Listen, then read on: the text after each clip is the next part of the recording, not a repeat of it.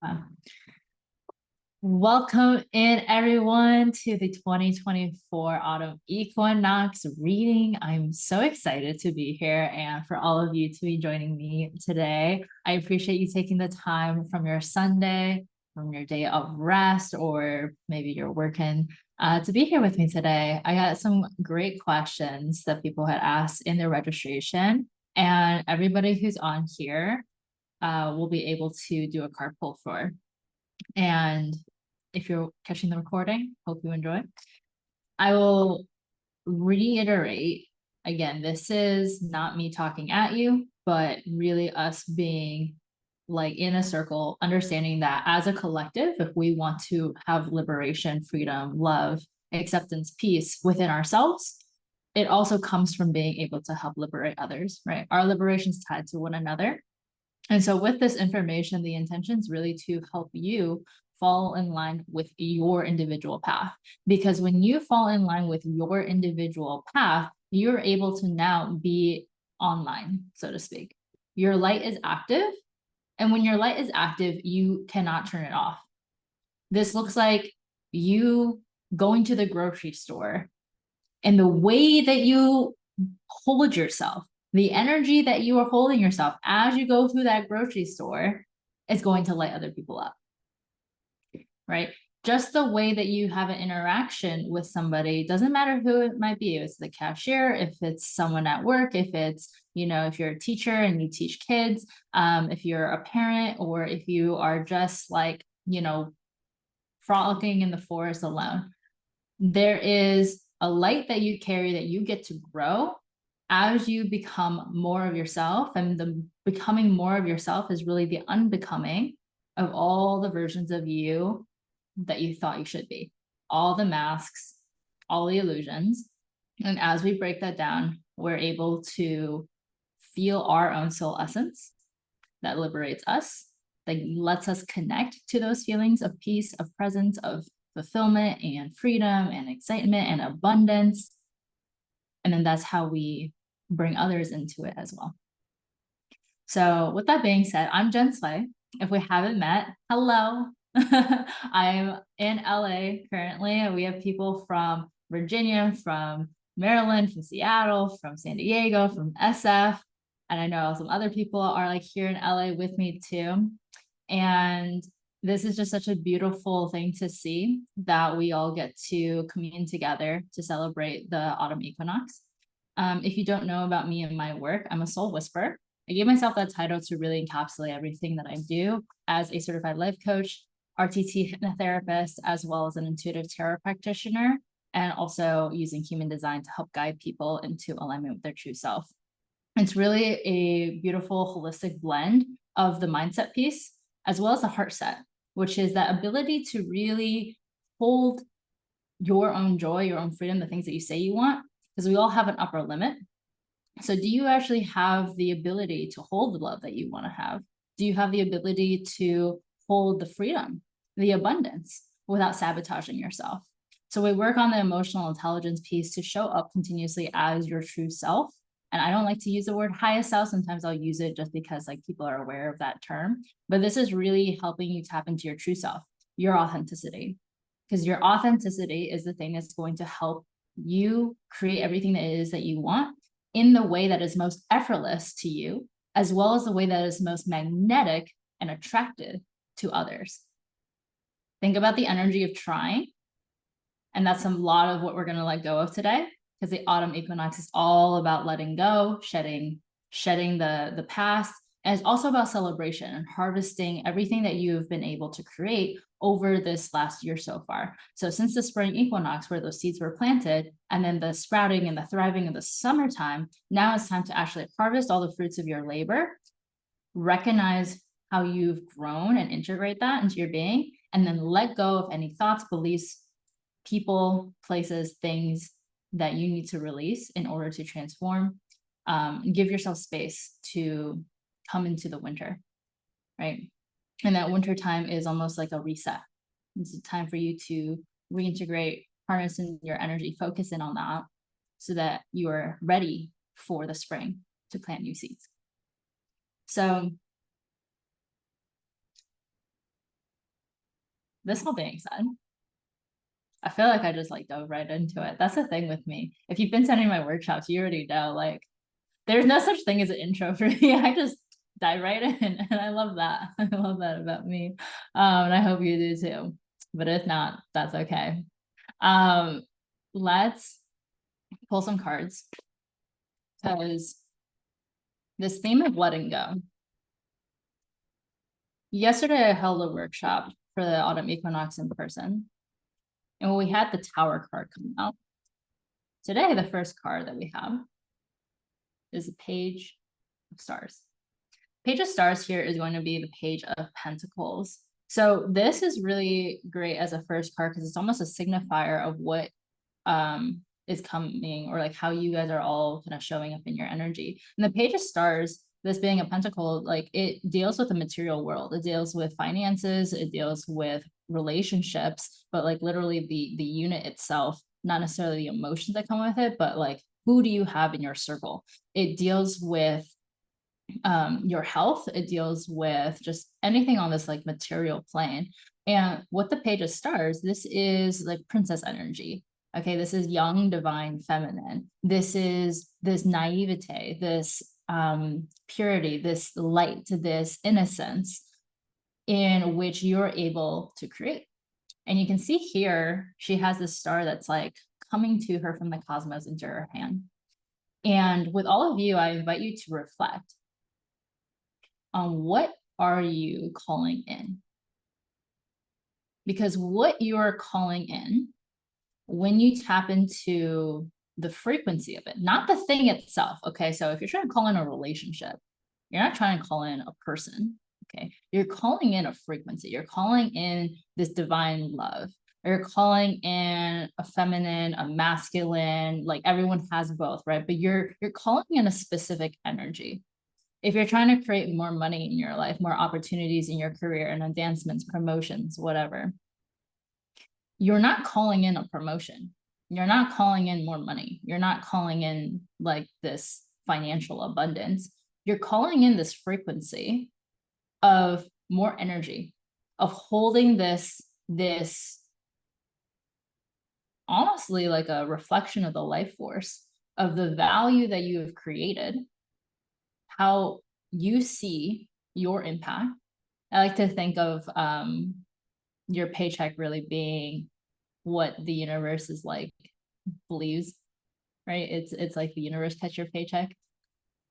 So it's holding this energy of like, are you showing up authentically? Are you showing up with your value? Do you believe in what you have to offer? I know we have some entrepreneurs on here as well. It's like, do you believe in the value of what you offer? Because even if you were to believe that you are infinitely valuable, it's like, you're not trading time for money. You're not trading even just your product or service for money. You're trading this life force energy, and value is, your value is inherent, but to others, it's just perceived. So are you able to shine in a way that allows you to be seen in your fullest, right? If you're trying to call in better health, think of it as this energy of this joy, vitality. That's the frequency that you're tapping into. Physical vitality, mental vitality, emotional, spiritual vitality. What does that actually feel like to you? Not what does it look like? You can think about that as like a gateway, right? Oh, I'll be like playing tennis every weekend, or I'll be able to dance without pain in my joints. I'll be able to wash dishes without, inflammation. I'll be able to go to sleep with ease and not, deal with insomnia anymore, right? It's like, you can think about it from that lens of using the thing as a gateway to the frequency that you want to tap into. But at the heart of it, you're trying to call in this frequency. When we talk about raising your vibration, it's not this like intangible thing. It's actually something that it is like the most tangible thing, because you feel it. You feel it in your body. You don't feel it out here. Like when I hug my cat, I feel her love. I feel my love for her in my emotional, energetic body. From the outside, I'm just feeling like fur and a 10-pound cat. So for you to be able to receive what it is that you want to call in, notice that this isn't manifested yet. Cosmic consciousness, the spirit of your business, your twin flame or soulmate, this vitality that you want to call in to be able to enjoy life. That is a gift, a mission, a consciousness in itself that has chosen you, your physical vessel, to now carry.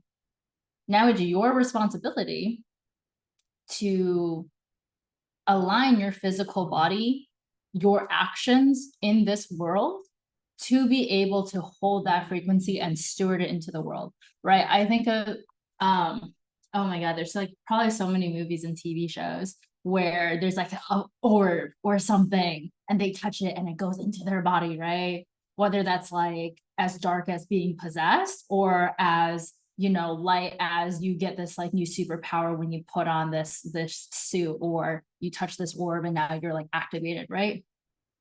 But it's really like this energy that moves through you. Life happens through you. Life doesn't happen to you. Life doesn't even just happen for you. Life happens through you. So what are you wanting to create through yourself? That's something to focus on. This is being the person who allows this new energy to come in, who can see things from that beginner's mind, who sees through the vision of what they're trying to create and taps into the essence of it, and then goes to work to create it. So let's see, in order to create this, what are some of the things that we're needing to let go of?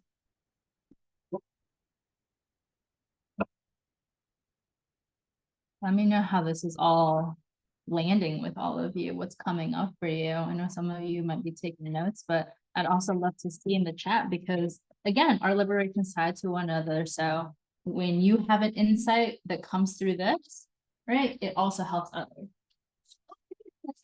This is so exciting. The Eight of Pentacles, this came up in yesterday's reading too. So we know that there's definitely this alignment happening with the Eight of Pentacles. And this Eight of Pentacles energy, right, we see in this landscape, there is this beehive. There's this beehive of all these bees buzzing, but then in the foreground, we have this one singular bee on the flower. And here's the fun thing about being a practitioner is that I don't have to go on the literal like Eight of Pentacles. This is what this means. However, I will know more pentacle energy, right? More earth energy. Abundance.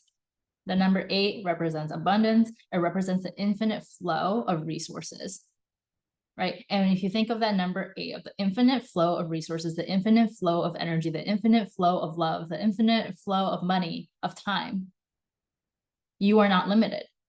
And if you are not limited, then that means what popped into your head. Feel free to share if you want to. But notice what popped into your head. If I have enough time, if I have enough money, if I have enough resources, if I have enough energy, if I have enough people in my audience, if I have enough, boys or women or men or people in general in my area that are single and eligible, right? If I have enough anything, then that means. So it's an interesting thing to ponder on, because if you had enough, what would you do? How would you feel? Because oftentimes you can't even, like, we stop ourselves from even going there. We stop ourselves from even being able to go down because there's like, well, if I had enough money, then I'd go travel. But I don't have enough money right now to travel, so I can't travel. So there's no point in even thinking that thought, right? If I had enough people in my audience to create a thriving business, then I would just need to focus on showing up for them, serving them the best way I can. But I don't have enough people. I have 0 followers, which probably isn't true. or I have nobody knows what I do. I don't even talk about what I do. Well, then that's the problem, right? But it's like interesting to notice what you are even allowing yourself to perceive in your reality. Oh, I love these coming in. Okay, Ruth, I would feel free and strong, and yes, I would travel. Okay, yeah, right? So here's a fun thing too. It's like, okay, when you let that feeling kind of linger of, if I had enough resources, then I would travel. But then the brain wants to be like, but I don't right now. Like, it's so real that I don't right now. Notice how the circumstance can be a specific number in your bank account. But the thought that actually makes you feel constricted, that creates this resistance in the body, in the energy body and physical body, is basically, I can't do what I want. And again, we want to tap into the frequency, your soul essence, which is the core, not the vision, your soul essence. So if you were to tap into the essence of travel, it's freedom, there's strength, right? There's choice. If you look at this from the lens of being able to see how you are free now to choose what you do in your life, whether that's choosing what time you get up, what food you're eating, what you're going to wear, the language that you use to speak to yourself, to others. If you're able to see how you have choice, you are breaking down the belief that I can't do what I want to do. Because before your physical reality gives you the opportunities and the privileges and the blessings that you want, you need to believe and prove to yourself that you are capable of holding it. Kind of like, okay, if you were to wish that you had more time in the day, are you using your 24 hours, 7 days a week well right now? Why would you need more if you're not even using what you have in the way that you want to? And notice there, like, this is not to shame or blame yourself. That in itself is a whole other rabbit hole of, can you let yourself course correct and change your life, not from the energy of having to fix yourself or because you're doing something bad or you're doing something wrong, and therefore that's why you don't have what you want, but simply because, oh, I'm just literally on the wrong street. Like, I wanted to go to the grocery store. I wanted to go to the park. I'm going to use the park example because I love the park. That's on 26th Street. Okay, I'm literally on 25th. I'm close, but if I'm going to be like, oh no, what did I do wrong? I'm on 25th Street. The park's not here. It's not meant for me. I can't go today. And I have to deal with all this mind drama, even though someone's like, oh, it's right there. It's like, yeah, but I thought it was here. It's like, no, you just get to course correct. You just get to walk down the street now. Right? So same thing with your energy, same thing with your thoughts. You don't need to shame yourself or beat yourself up or berate yourself or believe that you're doing something wrong to have to motivate you to change. And if we look at the things that are going to block abundance, it's going to be things like shame and the self-talk and the guilt and the fear of rejection, all the things.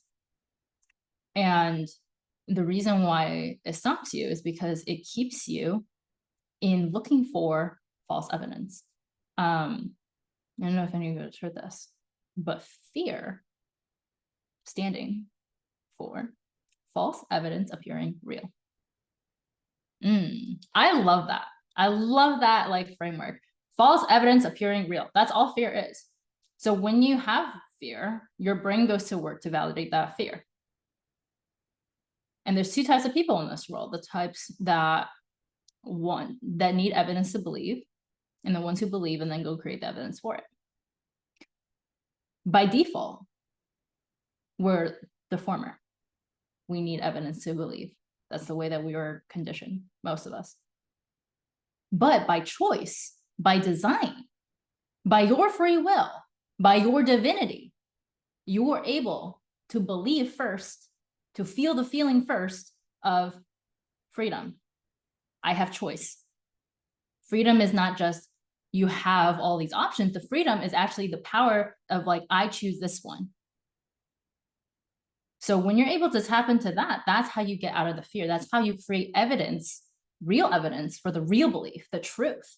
That's how the truth becomes as neutral as the sky is blue. Right? Because if your bank account says a certain number and you're like, I can't travel because I don't have this amount, when you see that you have power, you have choice, the thought is not, I can't travel because I don't have the money. The thought is now, oh, with the money that I have, I'm prioritizing this. I'm stewarding this into my life right now. This is what I'm focusing on. I'm focusing on creating more resources for myself. I'm focused on my health right now. I'm focused on my friendships right now. I'm focused on investing in myself right now. I'm focused on healing right now. That's why I'm not investing in traveling. It's not because I can't. It's because I actually don't want to right now. It's a desire that's there, but I don't need to do it right now. I have other priorities. That's why I'm in alignment. Do you see the difference in that? Do you feel the difference in that? Awesome. I love it. If I had enough resources, I would be able to run my business, not started yet, from anywhere in which I want to travel this country doing it virtually. Beautiful, right? Great big vision. What is the essence of it? Because it's like, there's so many lines of thought of like, what does a business mean to you, right? You're exchanging something for money. You're exchanging something for something else. Is it the exchange of resources that makes it a business? The not started yet. Guess what? Planning and preparation is still starting. The idea, the conception of an idea is still the beginning. Life begins when a seed meets an egg. You have been imbued by the universe with this idea. You now have this business, right? Beautiful. Yeah. So your focus on this, just recognize that, you know, if time is not linear and the version of you that exists today, right? Think about it this way. The version of you that exists today is a direct result of the version of you that existed yesterday, the week before, the year before, 10 years before. The brain that you have now that's going to help you create a thriving business in the future is the brain that has helped you get to just even the conception and the belief that maybe you want to run a business and that it's even possible for you, right? Like time's not linear. So the version of you that already created the result exists, but it's not physically here yet. And that's fine. That's why we just go on the journey. That's why we're constricted to only this point in time. That's why being present is so important. Because actually, if we were able to see all the steps, all the timelines, you kind of go crazy. And like as a psychic medium, as some of you know, or just being psychic in general, intuitive in general, sometimes it can be very overwhelming because you can see all the timelines. You can see all these versions of yourself. You can see all the different pathways you can take, and it's overwhelming. So that's why rooting into the present is so important, which is also why I feel like the 8 of Pentacles and the Page of Stars is coming up, because there's this calling card to be back in your body. When you are in your body, that's how you're able to release. That's how you're able to release trauma. That's how you're able to release stress. That's how you're able to excrete and go poop, right? It's through the body.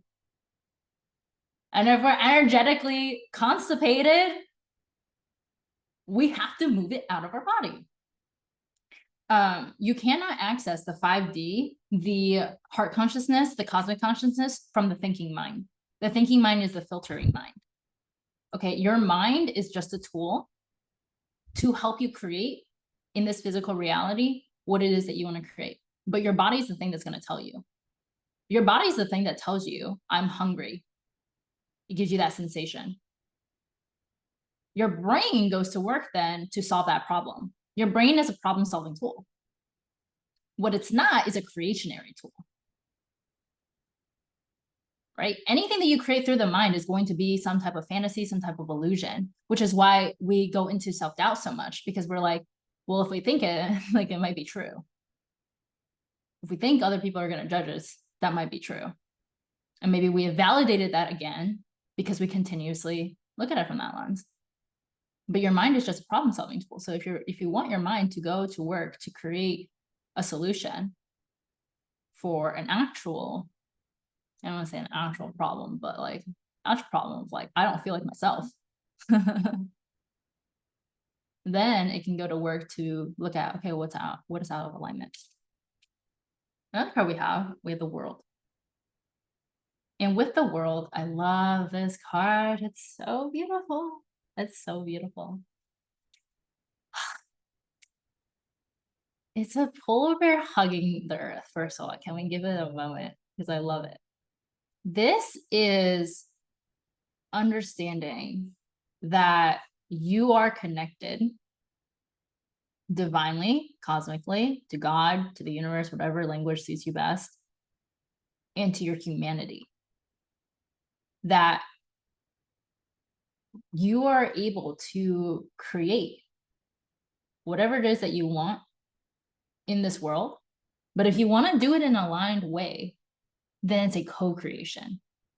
Again, you're not just creating from your own mind, from your own ego, but it's a co-creation with spirit, with the universe, with God, right? With these ideas that were bestowed on you, with the resources that you have, the abundance of resources that you have, you combine these to now steward your vision into the world.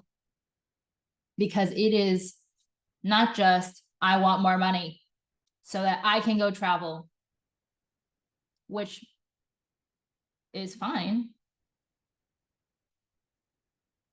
And when there is something else bigger than you attached to that, which can literally be as simple as, if I go travel, I'm going to grow my perspective. I'm going to be in so much joy. I'm going to be in so much curiosity, so much wonderment. I'm going to want to share that with others. And when I share my joy, share my enthusiasm, share my excitement, that lights other people up. It benefits them. It benefits other people when I am happy, when I am fulfilled. It is part of my gift to others to be in this energy. That's like literally as simple as it can be, to have an impact on this world, right? But the thing is, it has to be true. You can't like gaslight yourself into wanting something you don't want. You can't make yourself believe, something that's like 15 thoughts away. Like if you think of it like a ladder, if you're like, I'm like worthless, to like, I am infinitely valuable, and like, what, can't just make that jump right away. So with this, just check in with, what is it that you're creating? What is it that you're being called to create? And then use your resources to create it. Right? That's how you find true fulfillment, because the world is all about fulfillment. And that's literally my specialty. Okay. How are we all feeling? What's coming up for you? Let me check out the chat. Focusing. Yes. Okay. To address this, I'd like to change my life from the status quo. I wish to change careers and change jobs for the better and find the woman that I can start a family with. Yes. Okay. Again, tap into the soul essence. I'm going to share this, my foundational framework that I believe is the key to living a fulfilling life, to creating meaningful connections, and to career integrity. And this question really hits at both career integrity and meaningful relationships, right? And also because those two add up to create a fulfilling life. You need to start from within, as cliche as that sounds. But here's what I mean by that. We are fed that we need to attach ourselves to a vision, to a goal. We need to be goal-oriented people. Ever since we're children, it's what do you want to be when you grow up? Then as you grow up, it's what type of person you're looking for? What's your type? What's on your list? What's on your wish list for a partner? How many kids do you want to have? When do you want to get married? How old do you want to get when you get married, right? How much money do you want to make? What kind of school do you want to go to? Do you want to go to school? What kind of career do you want? What kind of car do you want to drive? What kind of clothes do you want to wear? What brands do you want to represent? It's so exhausting. So exhausting to keep answering questions that are honestly kind of meaningless. And the reason why they're meaningless is not because a career is meaningless, a sort of specific connection is meaningless, marriage is meaningless, looking a certain way is meaningless. The reason why it's meaningless is because it's not an answer that comes from you. If you have to use your brain to answer, it's not you, for the most part, right? Because we get into this rehearsed belief. Something as simple as you're a woman, you're socialized as a woman, you're a man, you're socialized as a man. Therefore, what do you want to partner? Well, first, a woman, if you're a man if you're a woman, right? Someone who's probably around the same age. Someone's probably into the same things as you. Someone who wants the same things as you. Someone who's going to love you as you are. And even that is just so narrowed already, right? You want to add in religion to it, you want to add in kids with it, that it's like, okay, have fun with that. There's a difference between knowing your non-negotiables and your standards, which is like the pragmatics of it, and then being energetically closed off that you can't even receive or even be open to. That might not even be the best match for you. You don't know what it is that you want. You might not even know who it is that you want. And the issue when we go through society like this, when we're socialized in this way by our parents, by others, and by ourselves, is that we are so attached to this vision that's why we feel all of this fear, all of this resistance, all of the time pressure, all of the I'm behind on something. Why is this not happening yet? Like, that's why we get so anxious, because we are attached. If you're spiritual at all, which you guys are all because you're here, you understand or probably have heard the law of detachment, of how when you detach from what it is that you want, that's how things actually start to flow. This is what I mean by that. Not because what you want doesn't matter, not because a family doesn't matter, not because, your job doesn't matter, or what you're doing for a living doesn't matter, but it's because the vision might not actually support who you actually are, what your soul came here to do, who your soul came here to be, to experience in life, right? If you were born in the city and you thought that's the only place you could live, and then you meet a forest fairy, an earth angel, a person who frogs in the meadows and forages and, is really in tune with the earth and stuff, and you're like, whoa. And there's something that lights you up inside that's like curiosity, or triggers you. Who would do that, right? Anytime we have that strong reaction one way or the other, it's our souls telling us something. There's information there. There's beautiful wisdom there. Can we lean in? Can we learn more?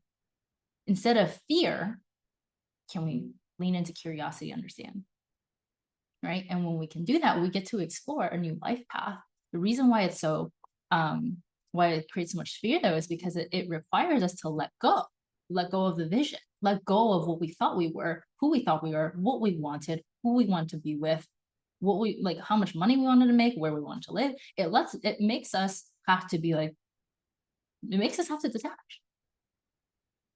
And here's the thing too, right? When you're attached to a vision, you have to now value certain things in a certain way.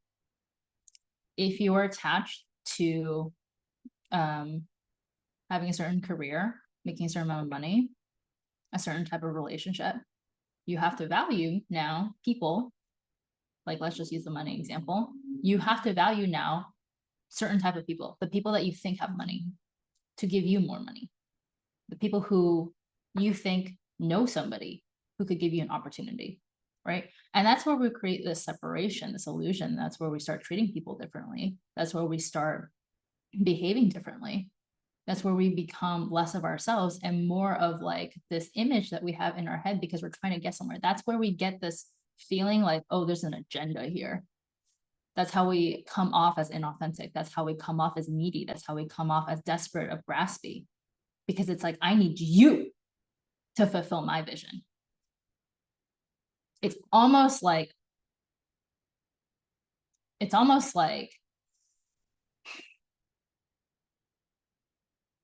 you're entitled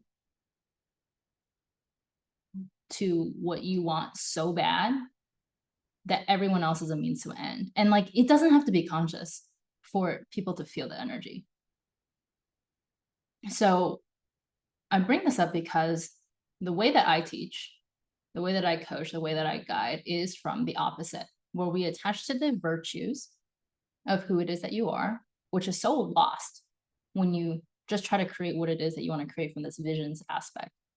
That's where we get the midlife crisis, the like, who am I? What am I here? What's my purpose? I got what I wanted. I got the money. I'm married. I should be happy, but why am I not? I don't feel joy. I don't feel present. I'm anxious all the time about money. I'm afraid to lose it all. I'm afraid people are going to cancel me. I'm afraid that my partner's going to leave me. Like, I'm not actually happy. I'm getting so triggered all the time. Like, what is going on? I thought I'd be happy now, right? Like, that's why. Because you forgot who it is that you are. You were never tapped into it. Or maybe you were, but you ignored it. You ignored your intuition. So when we flip this and you attach yourself to who it is that you are first, you actually do this work to discover who it is that you are, piece by piece, peel back those layers. Let yourself make the decision that doesn't necessarily make sense. Follow that little intuitive ping that's telling you to go somewhere, to talk to somebody. When you heal your trauma and you clear out your subconscious and the limiting beliefs there, that's how you get to meet more of who it is that you truly are. That's what it means to like really help you let go of things. It's not like you have to force yourself to let go of the vision that you wanted for so long, this like version of you that you wanted ever since you were a kid, that your parents brainwash you into believing, that society brainwash you into believing. You don't have to let go of this vision. It's that the letting go happens naturally when you start to attach to something else, right? When you start to find the truth, when you start to feel the light within you, when you start to feel the presence and the joy and the success and the abundance and the freedom that you have in your life currently, you're like, ooh, this is here now. I like that. How do I create more of that? What does that feeling want me to do? And so slowly, little by little, you start to see, ooh, okay, this dream that I wanted is not actually what I want. You don't have to detach from it yet. Think about it like a breakup. When you notice there's patterns here, I do not like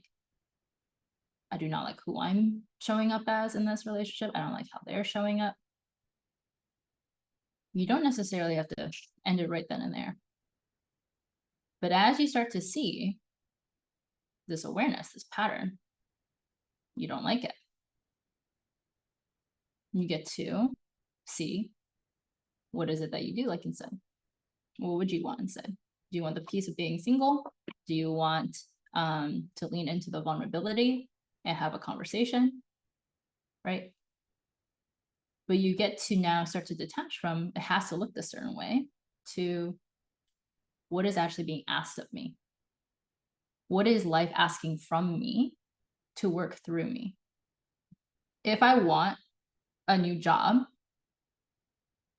what is it that's asking from me? Is it, this fulfillment that you think you're going to get from your job, an income that you think you're going to get from this job, an opportunity? If I want that, or if more so that thing wants me, which I believe the things that you want you as well, What does that ask of me? Does it ask of me to show up every day, go on LinkedIn, message people? Does that require of me to tell the people in my network what it is that I want? What is it that I'm looking for? Does that require of me to go back to school? Does that require of me to get a certification? Does that require of me to just start helping people or to start doing something, to start creating something? And then finding somebody to be in partnership with and to create a family with, again, like, what is that requiring of you? What is going to be required of you to hold that relationship? This ability to empathize, the ability to give something of yourself that's not material. Because if you think about it, like, if we all have everything that it is that we need, if like we all had enough money, enough, like, you know, we had good health, we had good friends, we had like good food, all this stuff, like if we have it all, except for a partner, but we don't feel like we're lacking a partner, what is the value that somebody else can actually bring into your life? Because I've thought about this a lot for myself, and you know what the value is like the true value that anybody can bring to you as a partner, as a friend, but especially as a partner, is just who it is that they are. If you're so independent, you can take care of yourself, who it is that they are at their core, the way that they see the world, their laugh, their humor, the way that they just like burst into song, the way that they hold space for you,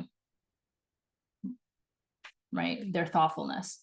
That's the only thing that they can actually offer you. And those things are incredibly valuable. I don't want to say just, because those things are incredibly valuable to be seen, to be witnessed. But who are you going to be witnessed by? Who are you trying to witness? And do you have the capacity to do that? Are you going to get triggered if you see somebody be joyful? Are you going to bring them down because you have a mouthful of shoulds, which is a heart full of shame? You're shitting yourself all the time. I should have done this. I could have done this. Oh my God. Like you just default to talking about the negative, right? Or you're a people pleaser. I'll do anything for you. I love you so much. I want this to work so much. And you abandon yourself, which is not attractive, right? Anytime you're doing anything for something to get something, right? Like, I'm going to love you so hard. I want to do all these things for you. Tell me how to love you because I want love from you. I want you to be in my life. That's different from, I appreciate you. I cherish you. And I want to learn about you so that I can love you as best as I can. There's space for both you and me in this. And I also want to feel this love from you. I don't expect it. But if you were to want to show me love, show me appreciation, these are the ways I best receive it, right? There is a much more grounded sense to love in that. Yes, okay. That's really great awareness to know that there's like these people-pleasing tendencies. People-pleasing, honestly, okay, not calling anybody manipulative here, because like I used to be a huge people pleaser. So I know. But it's like a fear, right? It's a trauma response, the fawn response, but it's also this understanding of like, oh my gosh, like, I need to be different. I need to do something different. I need to behave in a certain way in order to be loved, right? The attachment to what it looks like, to the vision. I abandon who it is that I am. I forget that that even exists because I value this relationship so much. See how you lose yourself in that? See how like it's impossible to be authentic. And when it's impossible to be authentic, or it's so difficult to be authentic, you cannot receive love, right? Because in order to receive love, or like if you were to be loved in that way, they're loving a version of you that's not real. And you're needing to maintain this version of you that's inauthentic, that's never going to work, because the real you is always going to shine through. Your soul never leaves you.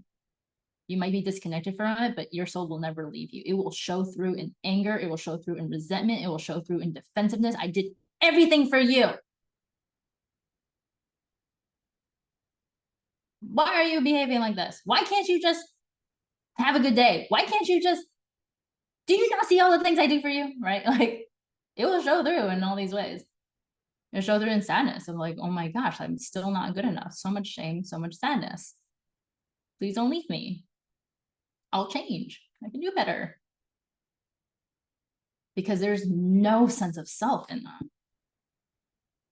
So again, you flip it, right? Who is it that you are? What is it that you want? What is it that you like? What is your soul guiding you to? What brings you joy? What brings you peace? What brings you happiness? Because then in a relationship, you can share those things, right? You're sharing this love. You're sharing the parts of you that you're able to share, to be witnessed and to be held.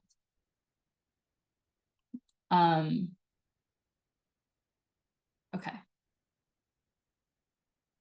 I'm going to pull a card for you, Mario. I'm going to start getting into these card pulls. Because there's no timeline again, right? Like, just know, like, if the version of you, I don't even want to say version, but it is kind of a version. If the version of you that's with somebody that's married with kids already exists, and again, it's like the same brain that's here now, that has allowed you to create all the wisdom that you created to be here at this point, exists. It's like there's something that you can tap into within yourself that's going to help you stay in line with that. We have the moon, which is subconscious. It's about the subconscious. It's about the mind, feminine intuition. And I think for you, Mario, like with this card coming up, this is a calling card to tap into your conditionings, the stories that you've told yourself. As a hypnotherapist, right? That is a modality that we can always talk about if you wanted to like go and do the therapeutic aspect of that. But as a hypnotherapist, what I will say is there's 3 foundational beliefs that is the core to literally every problem, whether that's physical, mental, emotional, spiritual, financial, relational. 3 core problems. And the reason why I'm going to share this with you, with all of you, but I want you to notice, just because I say it and you know it consciously does not mean it's going to change shit for you.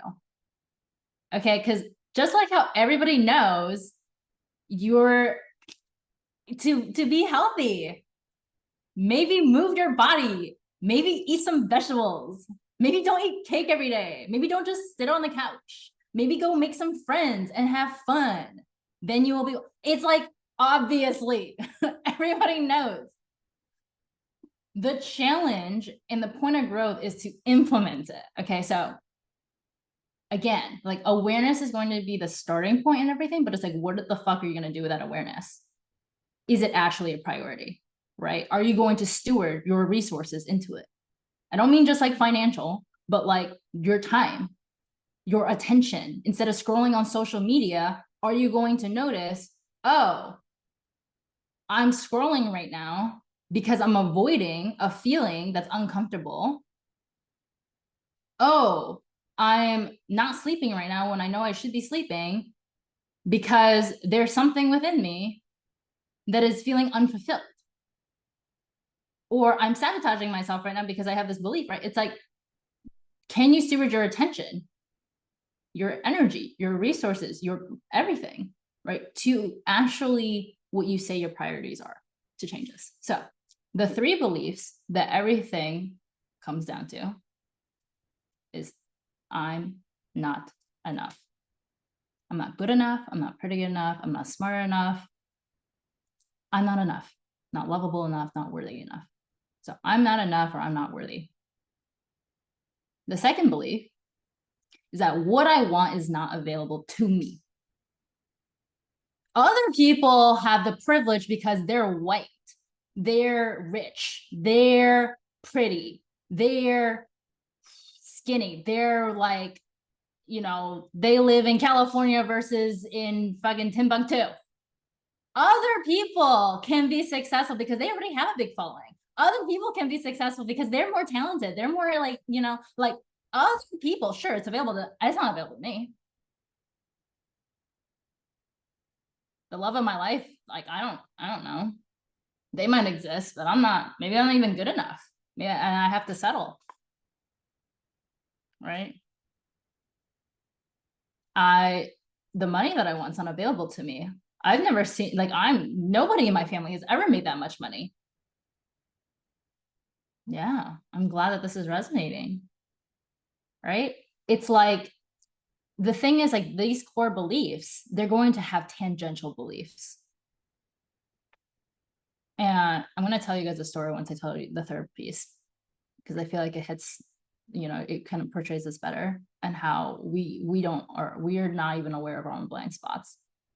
You know, we really can't be aware of our blind spots, and I think it actually gives us this opportunity to receive love and support from other people, because when we're able to ask for help, when we're able to like invest in ourselves, when we're able to show up in this way of like, I'm not perfect and I recognize that and I want to change it, and it's not because I need to fix myself, but because I want to change, you know, because I want to experience this thing that I know I'm capable of. That's why I'm investing in myself, not because I need to be fixed, because I just want to experience this new thing and I don't want to do it myself. I can't do it myself anymore. I know I have limitations. It's this beautiful way where we now tap into that flower of life, that mycelium network of we're all connected. We're all here to help one another. We're all here to liberate one another. When I'm happy, you're happy, right? Your joy is my joy. Your pain is my pain, right? So the third belief we have, I'm not enough. What I want is not available to me. The third is I'm different. I'm different, and therefore I cannot connect. There's something uniquely fucked up about me. And that's why no one likes me. No one wants to talk to me. No one wants to be my friend. No one wants to be in a relationship with me. There's something that I don't know what it is. Or maybe you think you do. I'm different because of my race, because of my weight, because of my education, because of my lisp that I speak with, because of my disability, because of my whatever, my anxiety. And it's all, again, the ego of me,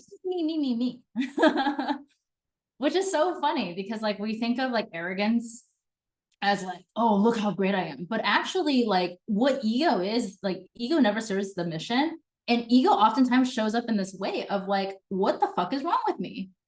Why am I different? Why am I not good enough? It's like you want to make someone self-obsessed, make them believe that something's wrong with them. Make women believe that they're not good enough. Make them believe that they have to look a certain way. Make men believe that they have to like not cry and be strong and be a provider.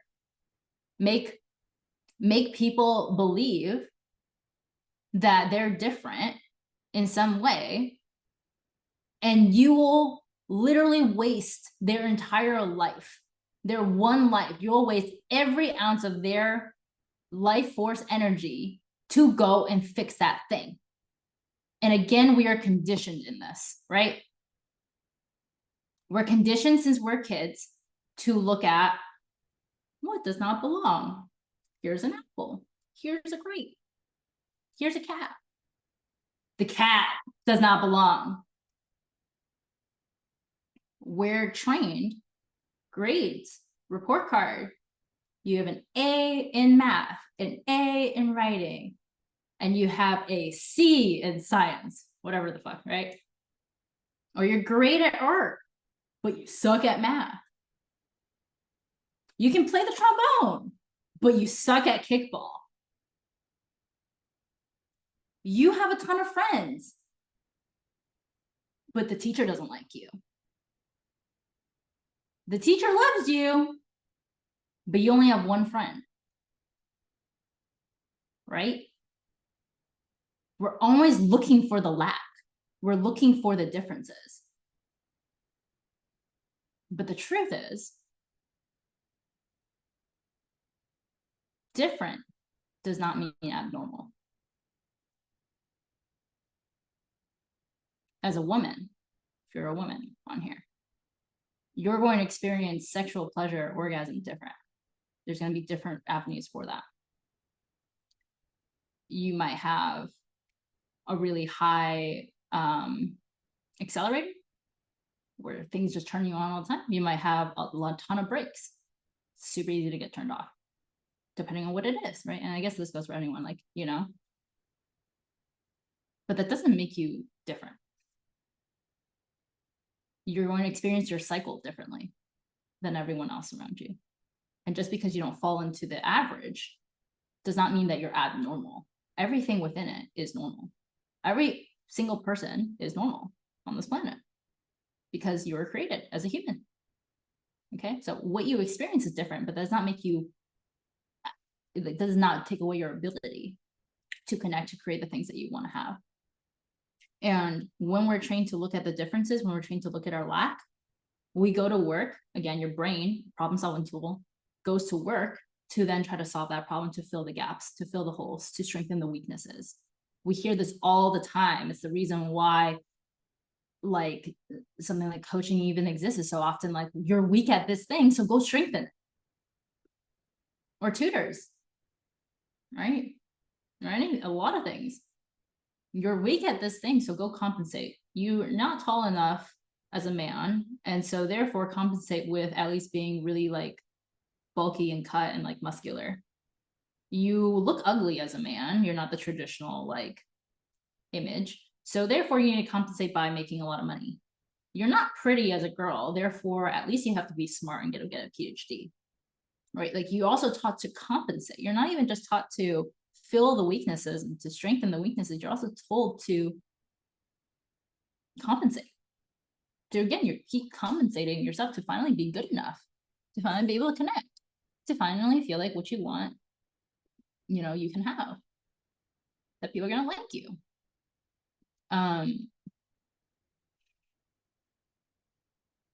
I believe that when you focus on your strength, because everyone has that, when you, again, feel your soul essence, the parts of you that are courageous, just, and in integrity, the parts of you that appreciates beauty and nature, the part of you that feels love and kindness, the part of you that is like empathetic and socially aware, the part of you that has self-discipline and control, the part of you that it gets, you know, enthusiastic about something, that perseveres through challenges. When you tap into that, which is who it is that you are, the thing that no one can take away from you, and the thing that we all are connected by, your soul essence, when you connect to that, you are able to now see what you're gifted at, and also what your gifts are naturally. When you focus on those strengths, you realize you are different, but not in a bad way, not in a different way that makes you not have what you want, but actually you're different because you are so talented at the trombone, writing, connecting, empathizing, going deep with one person versus making a lot of friends, right? You're so good at that means you now have access to a level of achievement, a level of success, a level of mastery that no one else has. When you recognize that your strengths, your natural talents, your soul gifts, the things that you feel like maybe meaningless, but you just like, your deep curiosity for anime can be the key to your financial freedom, because now you go create a YouTube channel just so excited about all this new anime, which like, it's so fun I'm using this example because like I'm not an anime person, but you get so excited about it, right? And you become like a millionaire because so many people subscribe to you and like they also love that, right? Like I love Avatar: The Last Airbender. I grew up with that shit. That's like my one anime. That and Pokemon. So like I'm not like, I love anime, but also it's anime, right? But I bring this up because it truly is like the reason why that works is because you tapped into your soul essence. My virtues, values, and vision system. That's what I call it. You're tapped into the virtues of the courage to be enthusiastic, the courage to show who it is that you are, the courage to be audacious and believe that your joy, your excitement, your insight on these shows can be valuable. So you share it. And what gets reflected back to you? Success, abundance, a community, belonging. People are like, oh my God, I love your content. Okay. Same thing if you're a psychic or a healer or an entrepreneur or teacher of some sort, and you're trying to create success, lean into the thing that you're naturally gifted at. For me, I've been told oftentimes that I'm very gifted with my words, whether that's through speaking, because I love public speaking. I don't get fucking nervous. I just let things flow and I just believe in that, right? Same thing with writing.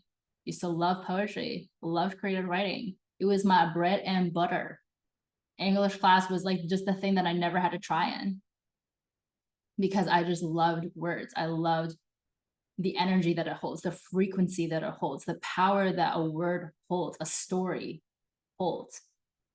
And it's kind of like, what can you do with words?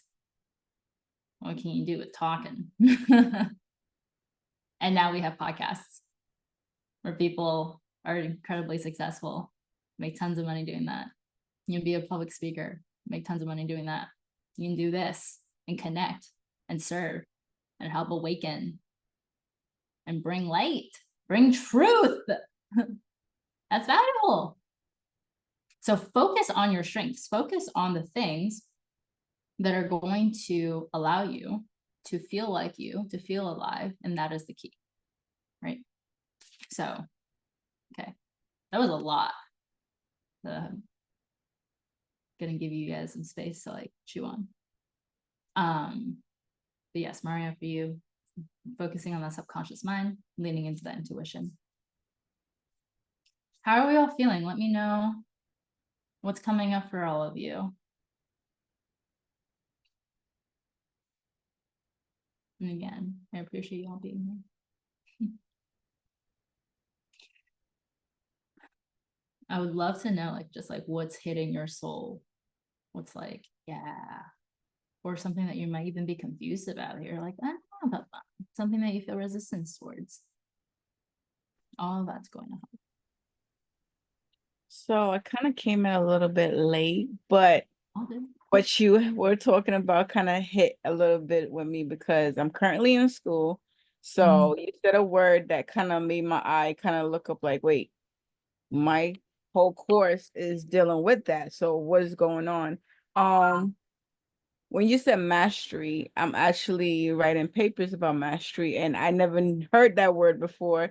And finding the definition, I'm like, oh, so I've been doing this my whole life, and I didn't know it was like a word for it. And also everything else that she was saying behind it kind of hit because it's like I have goals that I'm trying to set. I have business that I'm trying to set, but I'm like, what am I supposed to focus on to make it grow? And you kind of helped me push it a little bit better. Like, okay, nah, I need to work a little bit more harder and don't care about what anybody else says. Hell yeah.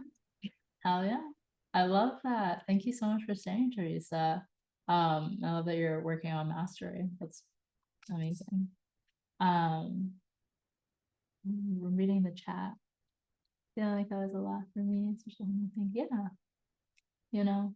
And again, like the awareness is cool, but it's what you do with it. So literally, like if you just take one thing from it and apply it, there you go.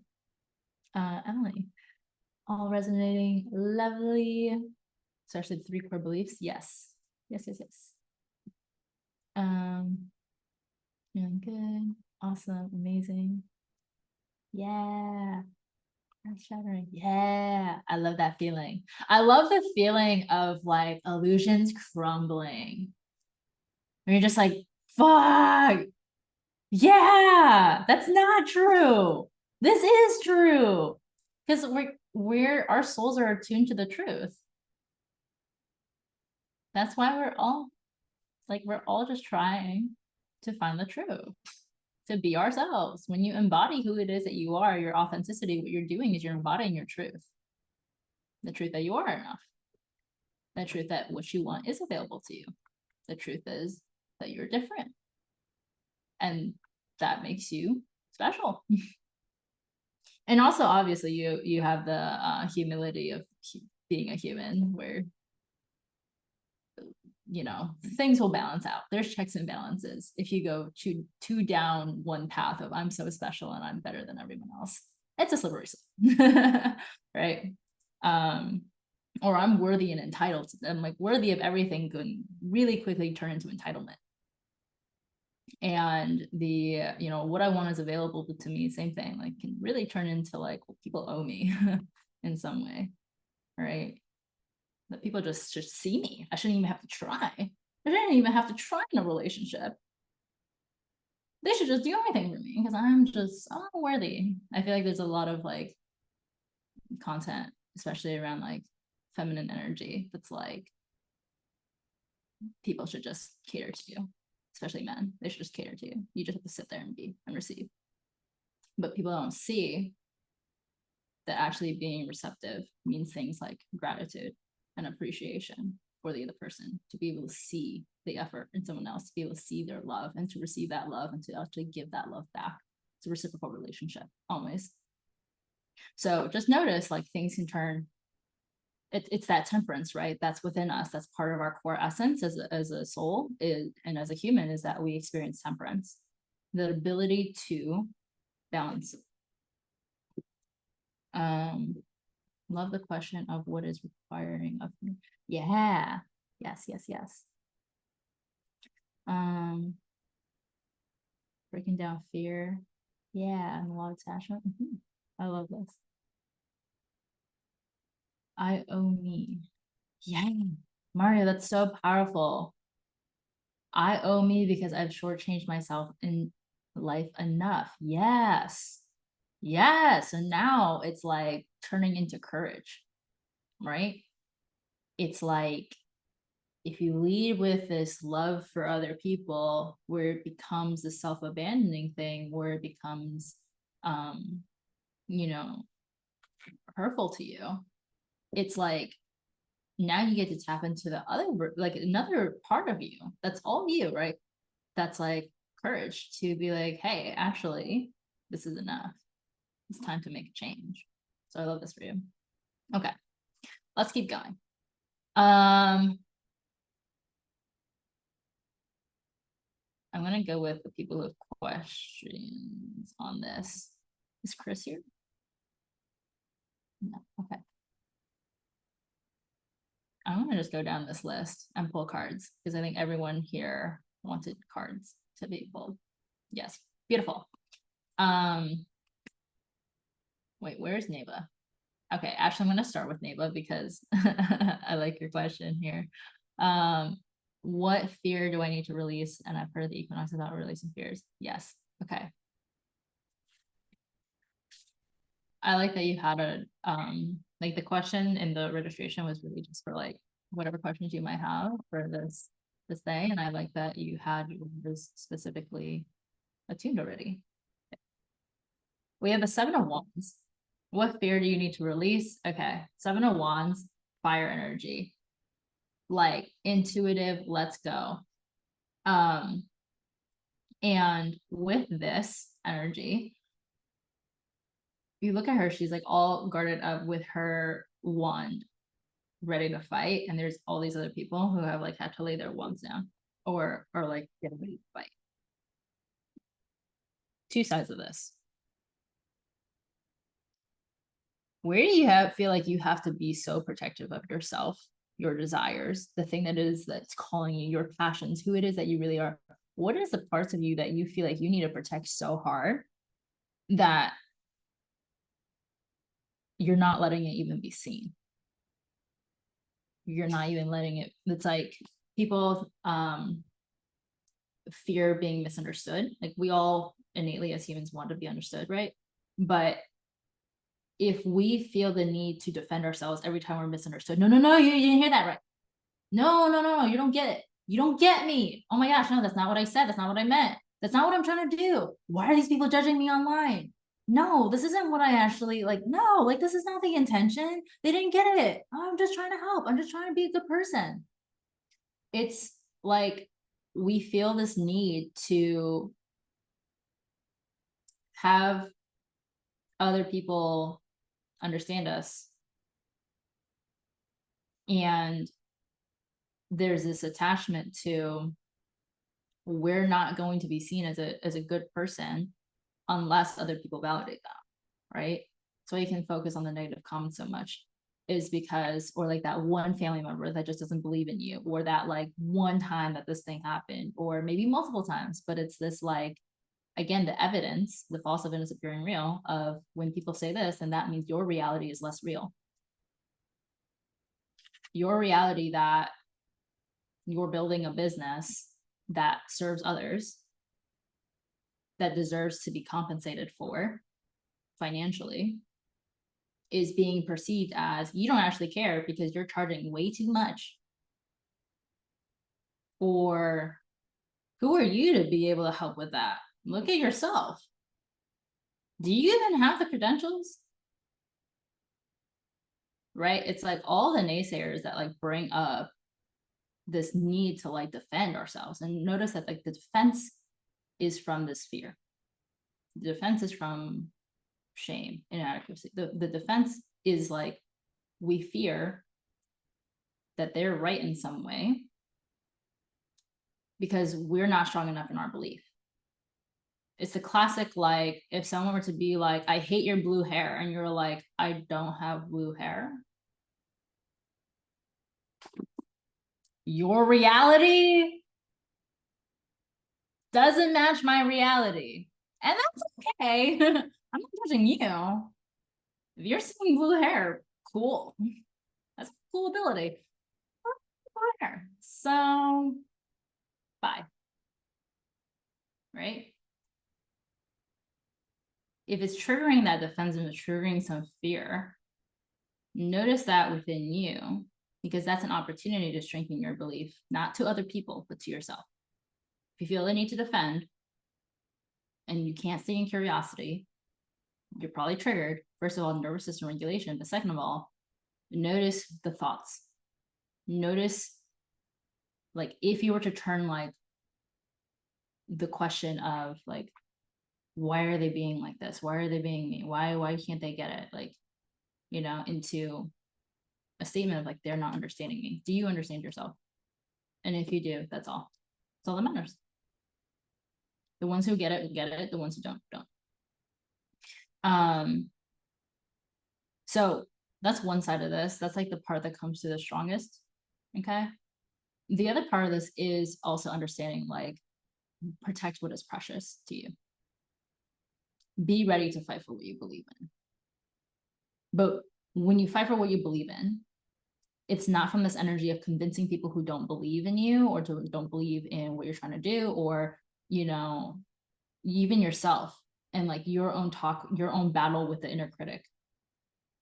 Be ready to go to battle for what you believe is to be true, to protect yourself, your peace, your presence, your purpose. Be ready to defend yourself from negative self-talk, from procrastination, from fear, from judgment, from shame. Be ready to protect yourself from those things because you know the truth. And you're ready to talk back to yourself. Be like, no, I'm not lazy. I'm not different. I'm not unlovable. I'm not unworthy. That's just simply not true. Protect what's precious to you. Okay. So this oftentimes is really tapping into courage, the courage to be seen, the courage to speak your truth, the courage to receive, all of that. Okay. We're gonna keep going, but I'm recognizing it's already like 3:20, which this is set to go to 4, which I love.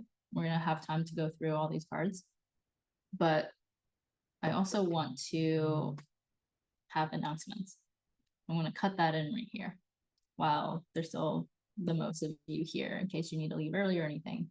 But the one big announcement that I have is that I have my Soul Whispers retreat coming up. My Soul Whispers retreat! Ah! I'm so excited. I'm so excited. Okay. The Soul Whispers retreat is my, like, I did it for the first time last year in Josh retreat, and it was beautiful. I was super excited to do it again this year, and I was tapping into how I felt about it. Do I really want to do it? Where do I want to do it? You want to keep doing Josh retreat? Do I want to have it like at my home?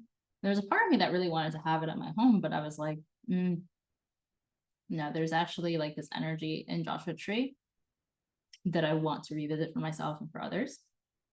And it's over New Year's weekend. New Year's now like this year falls on like a weekday, but it's over New Year's weekend to help you realign with yourself so that you have this launch pad for 2025. It's applying everything that we're talking about here in 2 days. So it's going to be December 27th through December 30th. The 27th is a Friday. You come in, we get to all hug, share a meal, decompress. Saturday morning, you're ready to go all day, like 9 to 6 something probably, because we're gonna go do a sound bath at the world-renowned Integratron, which is a beautiful space that I'm very excited for all of us to go to. And then Sunday all day, we close out with a group raw cacao ceremony. And the entire time it is going deep, connecting, laughing, loving, enjoying good food, being in the spiritual vortex and receiving all the upgrades, right? This is where we actually get to go deep into the nitty gritty where, if you've ever done a session with me, you know, like how deep we can go with just one thought, right? It's like, we recognize, okay, there's this fear of like, I'm not enough. How is that actually playing out? What is triggering that thing? What is that making you feel? What are the actions? What are the things that you're doing and not doing? What is the result of that? How are we going to change that? What is the new belief? What is the new thoughts? What's actually true for you? This is where we actually get to integrate all of that. And again, like the beauty of being in a group is that you get to receive so much just from hearing other people share. And you also get to give the gift to others to learn, to receive wisdom when you share and when you receive. Again, we're all tied together. So I'm super excited to announce it. It's up on my site right now, which I'm going to put in the chat box at jensui.com/SW retreat. The passcode, because it's a private page right now, because it's early bird pricing. And I have it for you guys to have first access. Early bird pricing ends October 1st. There is a 3-month payment plan option for this, that's like, you know, before October, so that it's all paid out by the end, so you can just enjoy the retreat. And there's also pay in full option. And I made it the same price so that you're not, you know, getting, you know, if you need to pay in payments, you just need to pay in payments. I'm not trying to like make you pay a ton extra for this. So there's a 3-month payment plan, a pay in full option, and then prices go up to their normal rate after October 1st. Okay, so you guys are getting first access to this. The code is early bird. So very easy. Early bird. That's going to get you into the website, into the page, so that you can learn all the information about it. We're going to do group coaching. We're going to do hypnosis for like everybody in it. We're going to be doing group hypnosis. That's really going to help you integrate all this stuff to prime your subconscious to support you in the changes that you want to make. So we're going to take what everybody wants to share, right? Everybody's desires, and integrate that into this hypnosis audio that you're going to be able to listen to for the next 21 days and integrate into. We're going to be doing tarot and channeling, all this stuff. We're going to be doing daily movement. Like there's a lot. So again, this like retreats really aim to help you come back home to yourself, to align. And there's a theme this time around. Each time there's been a theme. The theme for this is dark nights and starlight. And this just like came into me when I was thinking about like what is so much that I see in this current energy that we need to address as a collective and address within ourselves. And it's the dark nights of the soul, to navigate that, to navigate these transition points, to navigate the shadows that we have and integrate it into our life, to bring light to shadow so that we can see it, so that we can reclaim the parts of ourselves that we've banished, that we feel like are not good enough, that we think that we're different, the parts of ourselves that we don't want to see, so that we can actually see the truth, the wisdom, the beauty, right? That we're not different. We're not this cat when there's all these apples. We're not, you know, always in lack. We don't just have weaknesses. We have these strengths. So we're going to be transmuting a lot of that darkness. We're going to be able to actually process and grieve the grief that you have felt this year. You're going to be able to feel the wisdom or receive the wisdom from those feelings that are so difficult to hold sometimes, like shame and inadequacy and guilt and fear. Like, we're going to be able to get the wisdom from it so that you can actually let it go. And dark nights and starlight, the starlight are those pieces of the wisdom, right? The pieces of you that you reclaim back. When we talk about energy reclamation, it's claiming back the life force energy that these feelings, beliefs, habits, people, decisions have taken from you, that has been an energetic drain on you, and reclaiming it back, integrating it back so you can shine brighter than before. So that's the theme of this retreat. All the information is going to be on that link. And I will be taking the passcode off sooner than later. Not sure when yet, but just know that right now, because it's limited to only 8 spots, I want to keep it intimate. We can all get to know each other really deeply and go really deep with each person. It's limited to 8 spots, so it's available right now if you want to join me this winter time. Okay. If you guys have any questions on that, you can feel free to let me know. And let's keep pulling some cards. Amy. Is Amy here? Amy is not here. Okay, my bad. She had a question of how do we make sure we're on the right path? I feel like we've talked a lot about that. That's what this whole thing has been about. Okay, Erin.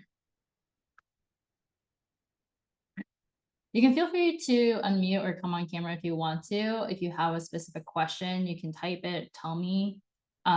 Or if you just kind of want to see what is it that you need to hear right now, I'll just pull a card for you. You let me know.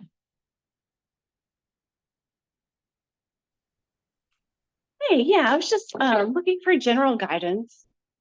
Yeah. Nothing really specific. Yeah. Okay. Any specific, oh, so any area or just like anything been heavy weighing on you? Relationships. Okay. Yes. If you could do maybe my marriage, that would be good. Okay. Perfect. Thank you. Into it. And you are located where? In New Orleans. Okay, Erin and you. Oh, very quickly, the first one that came up. We have the Emperor. Emperor, Aries energy. I would laugh so hard if your partner was an Aries, but so He's a Capricorn. Okay. Capricorn, father energy, structure, discipline, earth, Yes. provider, material, practical. Obviously, there's so much to somebody's birth chart than just their sun sign, but I just, they're interesting archetypes to learn. With the Emperor, this is very similar actually to Capricorn energy, but in a fiery way rather than a pragmatic way, where the Emperor is all about responsibility, structure, discipline, doing what it is that you need to do, what is being called of you to do, what is being asked of you to do in order to run your empire. The Emperor knows that he has people to feed, contracts to sign, an army to train, and he's not wasting his fucking time. Right? This is that structure of, I think within your marriage, it's interesting that this card comes up because it seems to be that there could there's like a calling to evaluate the structure of it. How are you running things? How is the leadership? Is there true leadership or is there not? And when you think about leadership and the king archetype and the masculine archetypes, like the two sides of it is the tyrant and the weakling. When the divine masculine has relied too much on the feminine and wants to just be like mothered, essentially, they're this like weakling. Or sorry. Yeah, the way that this shows through, right? This like, think about like weaponizing competence or the nice guy. Nice guys aren't like necessarily kind. It's like the nice guy of like, I'm afraid of my own power. I'm afraid to upset you. It's like the icky nice. That's the weakling archetype. The tyrant archetype is the demanding, I am entitled to everything and you're here to serve me and you're my wife. This is your role. Right. And even like women can tap into that of like the nagging, right? And trying to control. Control is not leadership. Passivity, also not leadership. You can't be a passive leader.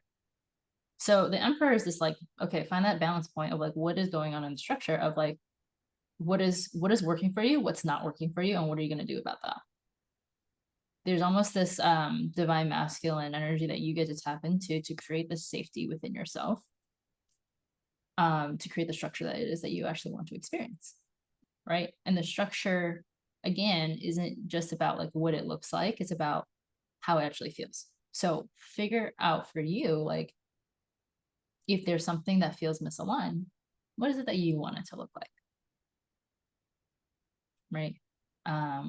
How is it that you want it to feel? And like, what do you imagine that to be? And then it's the conversation where you co-create that structure. That's why it's like, again, you're not attached to, you have to do this thing, it has to look this way, but I need to feel this. This is what I believe will help that, will be on the path to that. What are your thoughts? Are there anything else? Let's implement it. Okay. Yeah, I feel like I actually have to access my divine masculine more. Is kind of what's coming through for me, I guess. Mm-hmm. You know, and he's not a tyrant in any way. Yeah. But he definitely has all the like provider and he can take things too seriously and all that. So it feels like if I access my divine masculine more, he can kind of soften. Yeah. What do you want to feel or to experience in the relationship? Like more joy, like joy and playfulness, kind of. Okay. Like he can be too serious. Yes. Sometimes. Beautiful. So recognize that feeling within you, right? And it's kind of like with freedom comes constriction, like you have to value both. Like there's the river needs a bank in order to flow, otherwise it's just a puddle. So if you want more joy, excitement in the relationship, what's the container that it needs to that needs to be built for it to hold that? Right. So I love that this is really coming up for you of like, maybe you need to tap into your divine masculine, find the fun, find what's joyful and bring that. Yeah. Is there anything else that's coming up for you? No, I think that's it. Okay, beautiful. Thanks for being here. Makes a lot of sense. Thank you. Yeah, you're welcome. Gina. Oh, wait, is it Gianna? Or Gina? Or Gina. which one? Gina. Gina. Okay, beautiful. Thanks for being here. Sure, thanks. Do you have a question in any specific area? Yeah. I coming across to decision making, whether to abolish or continue on a business. So, Okay. yeah, and that's where I'm at. I guess I kind of want to. It wasn't the abolish never came up before. It just all of a sudden is coming up for me. So it's like, oh, wow, that's interesting. So, Before I pull a card, I want to reflect this back to you that you're using the term abolish. mhm. It's a very Oh, strong yeah. word. It's also a very unique word Yeah. because abolition, like think about abolishing slavery, it's for the purpose of liberation. I don't know if that's actually the etymology of the word, to be completely honest with you, but in my mind, that's what comes up when I hear it. It's for your liberation. Yeah. It's, do I want to close this business? Do I want to give up on this business? Should I do a new path? Like, this is actually a controlled fire in the forest so that the other things can thrive. Mm. It makes sense. I mean, like now that you elaborate on that definition of abolishment, it's like, oh yeah, I could definitely see that. Yeah. Okay. So, I'm gonna pull an oracle card for you Okay. because that's what feels. And like, I don't want to lead you in one direction or the other, obviously. Mhm. However, this is part of the beauty of this space is that just looking at the word choice can be so deep, right? It's like there's a difference between when somebody asks, what's my purpose versus what makes me feel alive. Mm. What's my purpose always goes to, like, again, those work of like, I don't have a purpose. What's my purpose? Let me find the answer versus what's making me feel alive is like, oh, it's in the present. How do I actually feel? You tap into the soul essence, Mhm. right? So you can tell a lot about where someone's at or where their mind's at just by the ask a question. And with your word choice, especially if that's like the word choice that's been coming up over and over and over again, trust me, there's been hard times in my business where I'm just like, is this time to give up? Right? Right. But give up is so different from abolish, Mm. right? Okay. The card that comes up for you, number 9. Okay. The number 9 is a number of completion, cycles ending, Mm. tying up loose ends. Not like in the transition to the next thing yet, but it's the number of completion and tying up loose ends. So even if you were to keep this business, whatever it is, it would have to be a new contract with it, essentially. It would have to be a new energy, right? Yeah. You are an extension of the universe itself. Stardust runs through your veins and galaxies swirl in your soul. Mm. What does this bring up for you? What does that bring up for me? Feels like I belong, yeah. Yeah. Maybe I just need to see it in new perspective. Yeah. Because as you said that, it's like, yeah, maybe I was looking at it differently. Then, yeah. I think, Can I ask if you end this business, or like what is the other option? other option is just having fun, enjoying the family.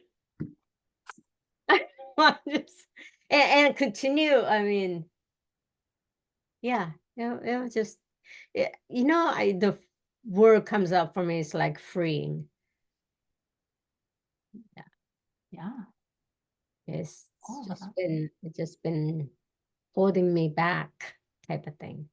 yeah. It's Yeah. about letting, hey, this autumn equinox, letting go, right? Letting Okay. go Oh yeah. of an old dream. Yeah, yeah. You know? Yeah. Letting go of the old dream. Yeah. And you know, this is like this infinite energy that I pick up on for you. Cool. And it opens you up for a new path. Thank you.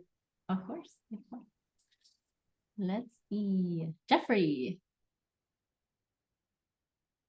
Feel free to come on, type up your question, whatever it is that feels right for you.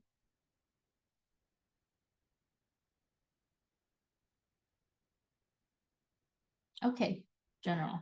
Any like fully general, or is there a specific area?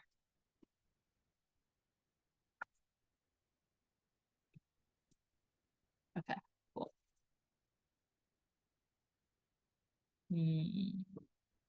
Actually, I'm just gonna use this deck again. You're using this deck a lot, but it's the one that's calling to me for this. Oh. So we actually have two cards that popped up for you. This one was behind this one like this.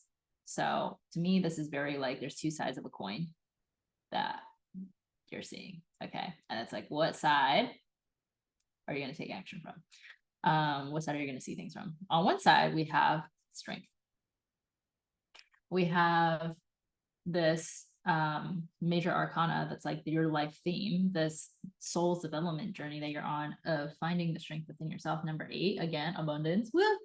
But the strength that comes within you, this compassion, this self-compassion, this compassion for others, the ability to keep your heart open even when you've been hurt,